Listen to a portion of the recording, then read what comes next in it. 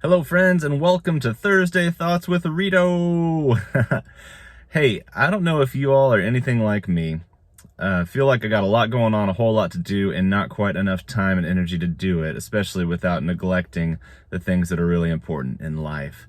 I just started last week my first class toward ordination in the Wesleyan Church, woohoo! But boy, it's adding a lot of work and effort onto an already full and filling plate, and I'm feeling it. I'm feeling the strain, and maybe you're like me and you're feeling like you're running around like a chicken with your head cut off and going from activity to activity and thing to thing and task to task. Well, maybe this is for you this morning. I was reminded as I was driving to work this morning of Matthew 11:28 through 30, where Jesus says, "If you're weary and heavy laden, come to me, and I'll give you rest." It says, "Take my yoke upon you and learn from me, for I'm gentle and humble in heart, and you'll find rest for your souls, because his yoke is easy and his burden is light." And that got me thinking. So we don't see yokes so often in the middle of Tulsa. So a yoke was an implement for farming where you would put this big piece of wood over an oxen, usually over two oxen, and it harnessed and controlled their power and controlled where they would go and would make them do the work that the farmer wanted them to do. Jesus isn't saying that we won't have work to do. He's just saying his work is easier and better.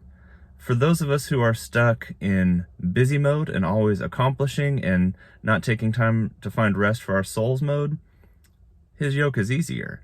For those of us who are stuck chasing the almighty dollar, which will never be enough, his yoke is easier.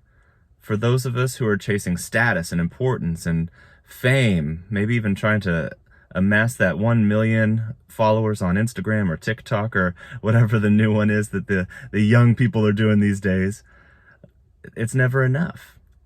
And Jesus says, "Come to me, take my yoke on you, and it's light. You'll find rest." And it's funny because what he's promising is easier, but it's also harder, because to take his yoke upon us, we've got to learn to die to ourselves every day. And that's a hard thing to do, but when we can come and give Jesus every bit of our lives and surrender, and even knowing that we'll have to do it 1,000,000 times a day to do it right, what we find on the other side of that is rest and peace.